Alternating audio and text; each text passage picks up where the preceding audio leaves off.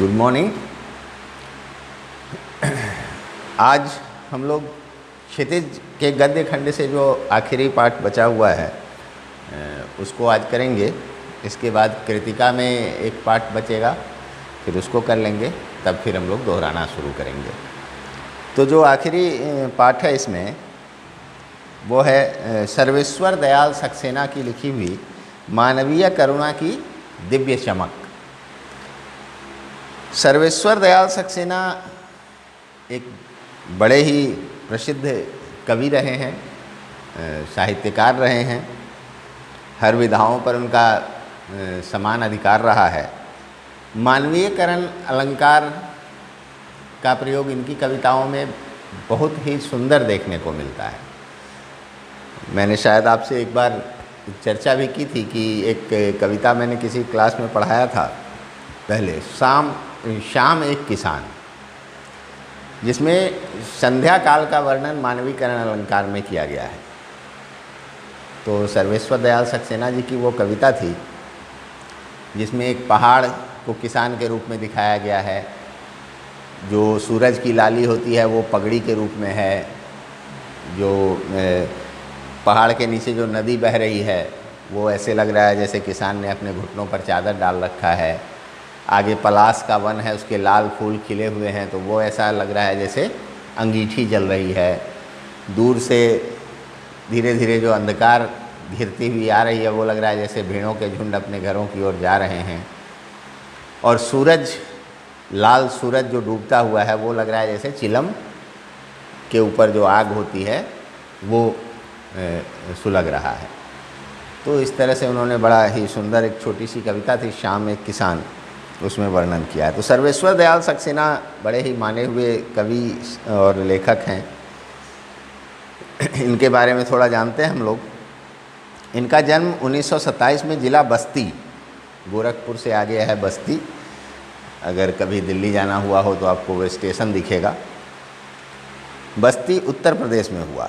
इनकी उच्च शिक्षा इलाहाबाद विश्वविद्यालय में हुई। वे अध्यापक, आकाशवाणी में सहायक प्रोड्यूसर, दिनमान में उपसंपादक, पराग के संपादक रहे। ये सब पत्रिकाएं हैं। 1983 में उनका आकस्मिक निधन हो गया। सर्वेश्वर बहुमुखी प्रतिभा के साहित्यकार थे। वे कवि, कहानीकार, उपन्यासकार, निबंधकार और नाटककार थे। हर तरह के विधा पर उनका अधिकार था।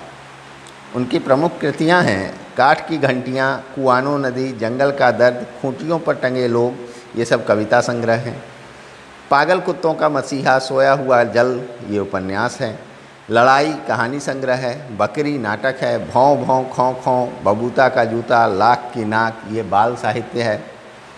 चर्चे और चरखे उनके लेखों का संग्रह है। खूंटियों पर टंगे लोग पर उन्हें साहित्य अकादमी पुरस्कार मिला था, जो कि एक सम्मानित पुरस्कार है। इनकी पहचान मध्यवर्गीय आकांक्षाओं के लेखक के रूप में की जाती है। मध्यवर्गीय जीवन की महत्वाकांक्षाओं, सपनों, संघर्ष, शोषण, हताशा और कुंठा का चित्रण उनके साहित्य में मिलता है। मध्य वर्ग मतलब जो बीच के, न ज़्यादा गरीब हैं न अमीर हैं, तो उनकी जो इच्छाएं होती है, महत्वाकांक्षाएं होती है, जो प्राप्त करना चाहते हैं, उन पर इनकी रचनाएँ आधारित होती हैं। ये स्तंभकार थे और चर्चे और चरखे नाम से दिनमान में जो स्तंभ लिखते थे उसमें बेबाक सच कहने का साहस दिखता है। उनकी अभिव्यक्ति में सहजता और स्वाभाविकता है। तो कई पत्रिकाओं के ये संपादक रहे, अखबार में लिखते रहे। तो इस तरह से जो सर्वेश्वर दयाल सक्सेना थे, इनको हम कह सकते हैं कि हर तरह के विधा, साहित्य की जितनी भी विधाएँ हैं, सब में इन्होंने कुछ न कुछ योगदान दिया और अच्छा योगदान दिया। तो आज हम लोग पढ़ेंगे मानवीय करुणा की दिव्य चमक, जो कि फादर कामिल बुल्के, जो कि बेल्जियम के थे, पादरी थे, लेकिन उनका हिंदी के लिए जो उन्होंने काम किए वो सराहनीय हैं और हमेशा याद रखे जाएंगे। पाठ के बारे में लिखा है, संस्मरण स्मृतियों से बनता है और स्मृतियों की विश्वसनीयता उसे महत्वपूर्ण बनाती है। कोई भी संस्मरण जब हम किसी को सुनाते हैं तो वो बनता कैसे है? वो हमारी जो यादें हैं, स्मृतियां हैं, उससे बनती है और उसकी जो विश्वसनीयता होती है प्रामाणिकता होती है वो उसको विश्वसनीय बनाती है, महत्वपूर्ण बनाती है। फादर कामिल बुल्के पर लिखा सर्वेश्वर का यह संस्मरण इस कसौटी पर खरा उतरता है। अपने को भारतीय कहने वाले फादर बुल्के जन्मे तो बेल्जियम के रैम्स चैपल शहर में, जो गिरजों, पादरियों, धर्मगुरुओं और संतों की भूमि कही जाती है। रैम्स चैपल बेल्जियम का एक शहर है जिसको कहा जाता है कि वो संतों की भूमि है। वहाँ गिरजाघर, पादरी बहुत होते हैं। परंतु उन्होंने अपनी कर्मभूमि बनाया भारत को। फादर कामिल बुल्के ने वैसे शहर में जन्म लेने के बाद भी अपनी जो कर्मभूमि थी वो भारत को बनाया। फादर बुल्के एक सन्यासी थे, परंतु पारंपरिक अर्थ में नहीं। आपने बाल गोविंद भगत पढ़ा कि वो गृहस्थ जीवन जीते हुए भी सन्यासी थे, तो उसी तरह की बात यहाँ कही जा रही है कि वो सन्यासी थे लेकिन पारंपरिक अर्थों में नहीं। पारंपरिक अर्थों में सन्यासी होता है जिसका सांसारिक बातों से कोई लेना देना नहीं हो, जो अलग रहता हो, जिसके ऊपर किसी मोह माया का कोई असर नहीं हो, जो खास तरह के वस्त्रों में आपको दिखे, तो ये एक पारंपरिक सन्यासी की पहचान होती है। लेकिन फादर बुल्के सन्यासी थे अपने कर्म से, अपने स्वभाव से, लेकिन संसार से भी जुड़े थे। किस कारण जुड़े थे? परमार्थ के लिए जुड़े थे, लोगों की भलाई के लिए जुड़े हुए थे। आगे हम लोग और जानते हैं इनके बारे में। सर्वेश्वर का फादर बुल्के से अंतरंग संबंध था, जिसकी झलक हमें इस संस्मरण में मिलती है। लेखक का मानना है कि जब तक राम कथा है, इस विदेशी भारतीय साधु को याद किया जाएगा तथा उन्हें हिंदी भाषा और बोलियों के अगाध प्रेम का उदाहरण माना जाएगा। तो उनके जो काम हैं हिंदी के लिए वो इतने अच्छे हैं, इतना अद्भुत है कि उनको हमेशा याद रखा जाएगा। अब हम लोग पाठ की ओर चलते हैं। शीर्षक है मानवीय करुणा की दिव्य चमक।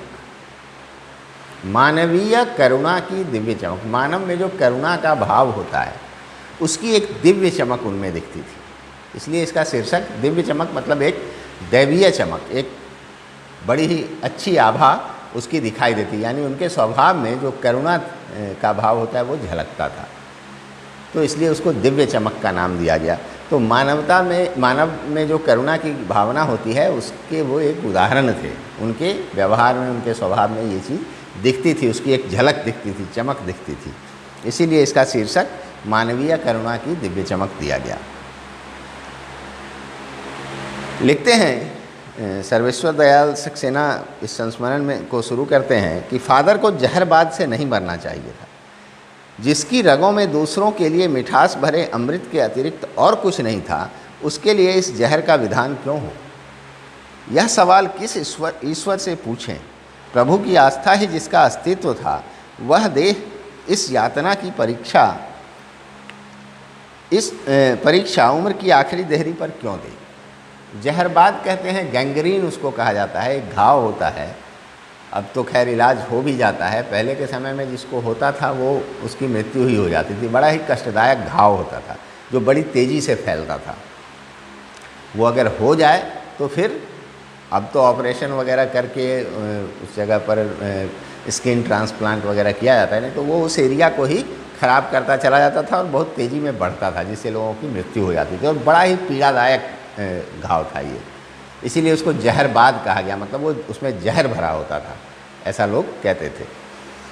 तो यहाँ लेखक कह रहे हैं कि फादर को जहरबाद से नहीं मरना चाहिए था, यानी फादर एक ऐसे व्यक्तित्व थे कि उनको इतना कष्ट नहीं होना चाहिए था, उनके शरीर को इतने कष्ट की परीक्षा नहीं देनी चाहिए थी। उनकी रगों में दूसरों के लिए सिर्फ मिठास और अमृत भरा हुआ था, यानी उनके हृदय में, उनके मन में दूसरों के लिए सिर्फ प्रेम था, मिठास था, अपनापन था। तो वैसे व्यक्ति को इतनी खराब बीमारी से नहीं मरना चाहिए था। तो यहाँ अपना दुख व्यक्त कर रहे हैं लेखक, कहते हैं ये किससे पूछा जाए कि उम्र के आखिरी देहरी पर, बुढ़ापे में आके उनको इतना कष्टदायक पीड़ा उनको झेलनी पड़ी, इतनी बुरी बीमारी उनको हो गई। एक लंबी पादरी के सफ़ेद चोगे से ढकी आकृति सामने है। गोरा रंग, सफ़ेद झाई मारती भूरी दाढ़ी, नीली आंखें, बाहें खोल गले लगाने को आतुर। उनके जो व्यक्तित्व का चित्रण किया है, आपने देखा होगा किसी अंग्रेज को अगर, या किसी यूरोपियन को, जो गोरे लोग होते हैं, उनकी दाढ़ी थोड़ी भूरी सी होती है, मतलब पूरी सफ़ेद नहीं होती है। तो वैसी ही उनकी दाढ़ी थी। पादरी लोग जो एक गाउन जैसा पहनते हैं, वो सफ़ेद चोगा और वो लंबे थे, रंग गोरा था और उनकी आंखें नीली थी और ऐसा लगता था जैसे वो बाहें खोल किसी को का भी स्वागत करने को आतुर हैं, बेचैन हैं। आतुर का मतलब उत्सुक हैं, बेचैन हैं, चाहते हैं कि किसी को भी गले लगाएं। तो ऐसा उनका व्यक्तित्व था। इतनी ममता, इतना अपनत्व इस साधु में अपने हर एक प्रियजन के लिए उमड़ता रहता था। जितने भी उनके प्रियजन, प्रियजन का मतलब उनके परिवार के लोग नहीं, प्रियजन का मतलब जिनसे उनकी मित्रता थी, जिनको वो जानते थे, जिनके संपर्क में वो रहते थे। परिवार तो वो छोड़ आए थे, तो यहाँ के जिन लोगों से उनका संपर्क था, उन लोगों के लिए बड़ा ही अपनत्व उनके हृदय में था, बहुत ही ममता उनके मन में थी। मैं 35 साल से इसका साक्षी था, तब भी जब वह इलाहाबाद में थे और तब भी जब वह दिल्ली आते थे। आज उन बाहों का दबाव मैं अपनी छाती पर महसूस करता हूँ। जब वो मिलते थे तो जो गले लगाते थे, तो उनकी जो बाहें इनको गले लगाती थी, उसका दबाव अपनी छाती पर महसूस कर रहे हैं। मतलब इनको, इनके मन से वो अनुभूति गई नहीं है, वो अपनापन, वो प्रेम गया नहीं है। फादर को याद करना एक उदास शांत संगीत को सुनने जैसा है। उनको देखना करुणा के निर्मल जल में स्नान करने जैसा था और उनसे बात करना कर्म के संकल्प से भरना था। उनको याद करना ऐसा था जैसे आप एक शांत उदास संगीत का यहाँ नकारात्मक मतलब नहीं है। उदास संगीत जिसमें बहुत चमक दमक नहीं हो, एक सूदिंग जिसको कहते हैं, जो मन को शांत करने वाला संगीत होता है, वैसे संगीत को सुनने जैसा था उनको याद करना। उनको याद कर रहे हैं मतलब वो सामने नहीं है, तो उसका एक दुख भी, एक उदासी भी उसमें है और एक जो उसमें जो अच्छाइयाँ थी, उस याद में जो अपनत्व था, जो प्रेम था, उनकी याद आती है। तो वो संगीत जैसा है और साथ ही इस बात का दुख भी होता है कि वो नहीं है। तो उनको याद करना एक उदास शांत संगीत को सुनने जैसा था और उनको देखना करुणा के निर्मल जल में स्नान करने जैसा था। जैसे आप करुणा में डूब रहे हैं, करुणा से भरे हुए एक व्यक्ति से जब आप मिलते हैं तो उसकी हर बात, हर हरकत में करुणा दिखाई देती है, जो आपके लिए प्रेम और अपनापन के कारण होती है। करुणा आपके मन में क्यों आएगा? जब आपका कोई अपना होगा सामने, कुछ प्रिय चीज़ आपकी होगी सामने, तभी आपके मन में करुणा, उसको कष्ट में देख करके या उसकी परेशानी देख करके आपने के मन में जो करुणा का भाव आएगा, तो वो किसी अपनेपन में ही आता है। वो ऐसे किसी अनजाने को देख के जल्दी नहीं आएगा जब तक आप किसी से जुड़े हुए नहीं हैं। या इसको ऐसे कह सकते हैं, जिसमें करुणा का भाव होता है वो अनजानों को देख करके भी आता है, किसी को भी कष्ट में देख करके करुणा का भाव मन में आता है। तो उनसे मिलना, उनसे बातें करना जैसे करुणा के निर्मल जल में आप स्नान कर रहे हैं, मतलब उसमें आप तैर रहे हैं, चारों तरफ करुणा ही करुणा दिखाई दे रही है।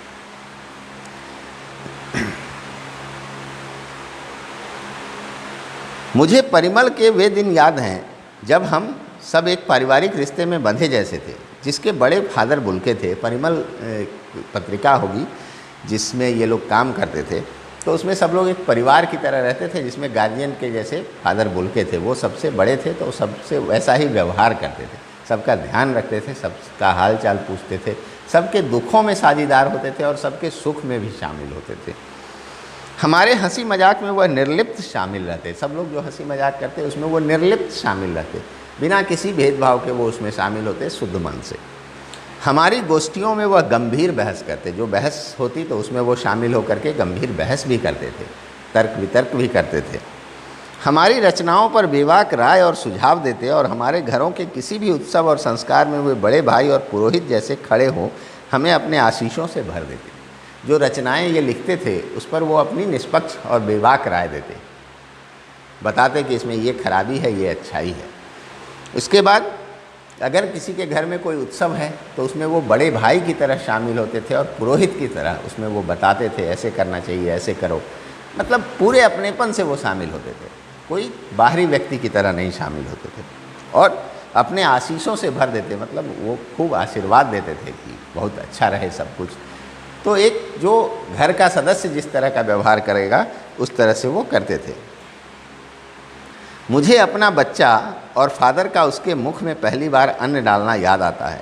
और नीली आंखों की चमक में तैरता वात्सल्य भी, जैसे किसी ऊंचाई पर देवदारू की छाया में खड़े हों। इनके बच्चे के मुंह में फादर ने ही पहली बार अन्न डाला था, तो वो इनको याद आता है।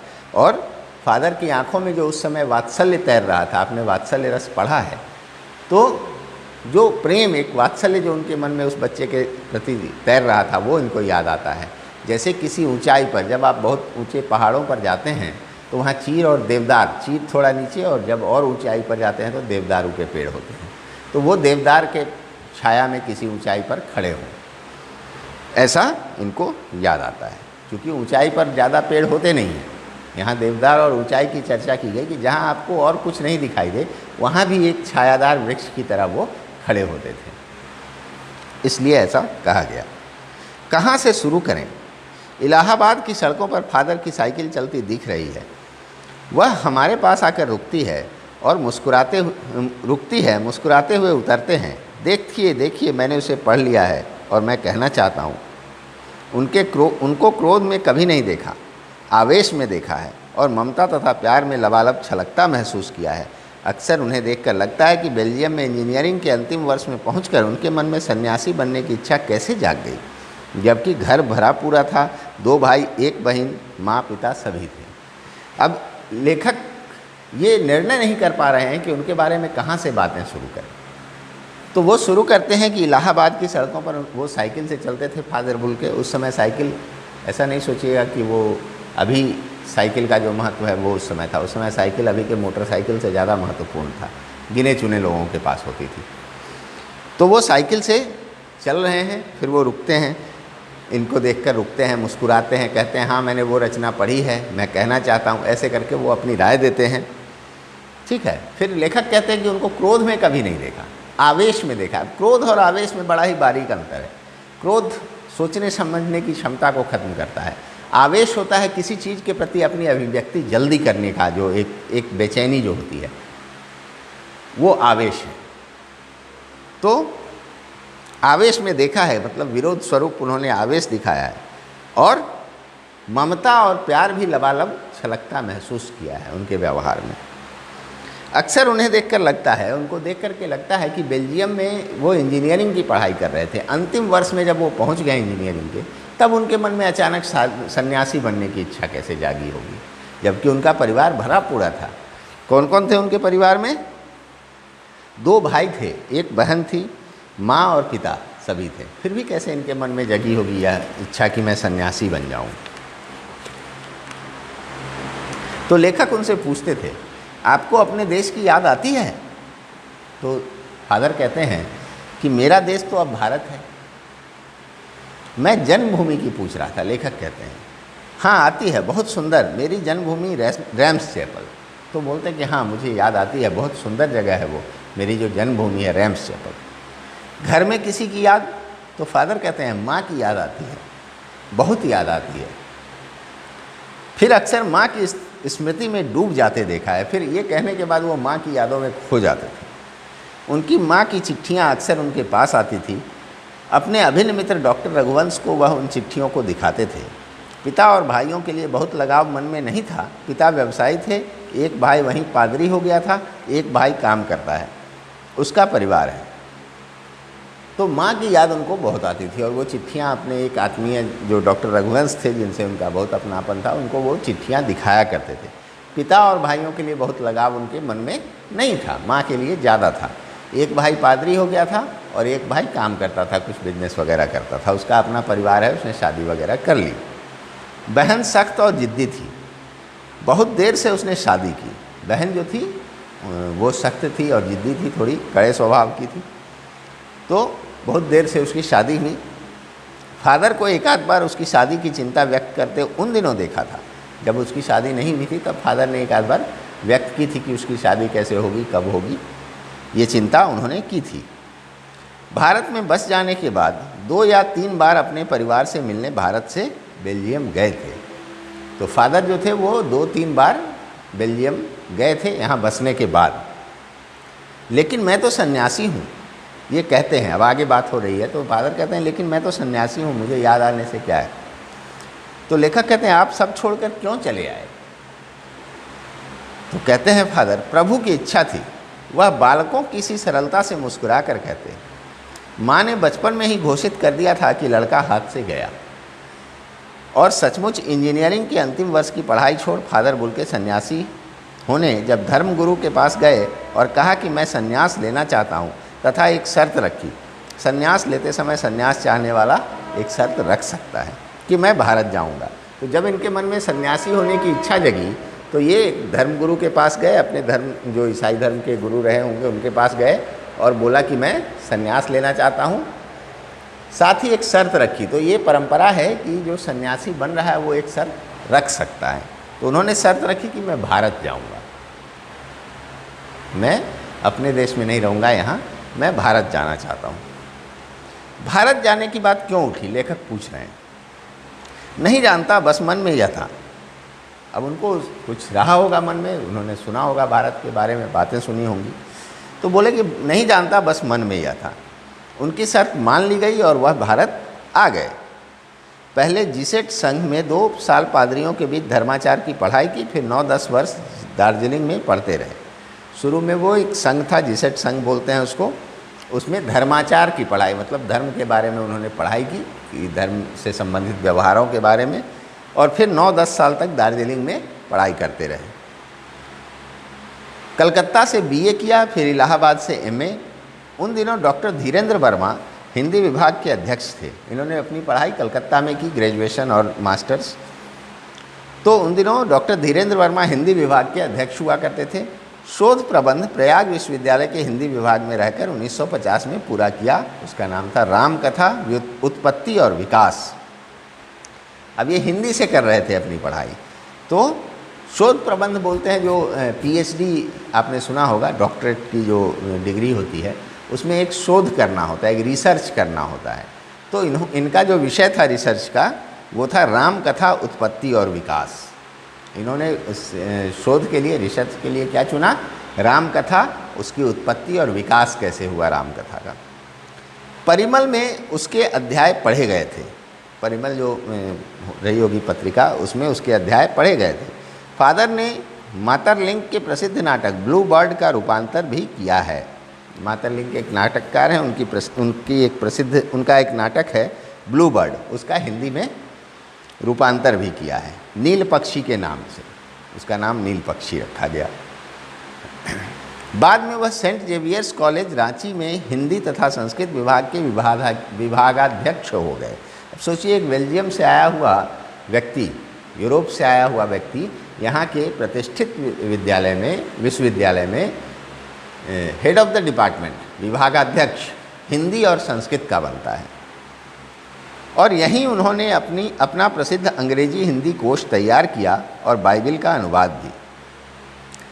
फादर कामिल बुल्के की डिक्शनरी, शब्दकोश बहुत प्रसिद्ध है, मुझे ख़रीदना है, मैं अभी तक नहीं खरीद पाया हूँ, स्कूल के लिए मुझे रखना है यहाँ। जो अंग्रेजी से हिंदी शब्दकोश, बहुत प्रतिष्ठित शब्दकोश मानी जाती है उनकी, वो तैयार किया। और बाइबिल का भी हिंदी अनुवाद उन्होंने किया। और वहीं बीमार पड़े, पटना आए, दिल्ली आए और चले गए। 47 वर्ष देश में रहकर और 73 वर्ष की ज़िंदगी जीकर। इस देश में वो 47 वर्षों तक रहे और उनकी उम्र 73 वर्ष थी जब उनकी मृत्यु हुई। तो वो पहले पटना आए, फिर दिल्ली आए और फिर चले गए, अर्थात उनका देहांत हो गया।